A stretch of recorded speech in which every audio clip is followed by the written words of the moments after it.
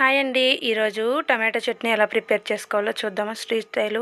మనం ఎప్పుడైనా బజ్జీలు, పునుగులు ఇవి తిన్నప్పుడు మనకి టమాటో చట్నీ పల్చటిది వేస్తూ ఉంటారు కదా, అది ఎలా ప్రిపేర్ చేసుకోవాలో చూసేద్దాం. ఒక గిన్నెని తీసుకొని 4-5 టమాటాలని ఈ విధంగా పొడవుగా కట్ చేసుకొని ఆ గిన్నెలోకి వేసుకోవాలి. అలాగే 5-6 పచ్చిమిర్చిని కూడా వేసుకొని ఈ ముక్కలు మునిగేంత వరకు వాటర్ని అయితే యాడ్ చేసుకోవాలి. అలాగే ఒక చిన్న బెల్లం ముక్కను కూడా వేసుకొని దీనిపైన మూత పెట్టి ఉడకనివ్వాలి.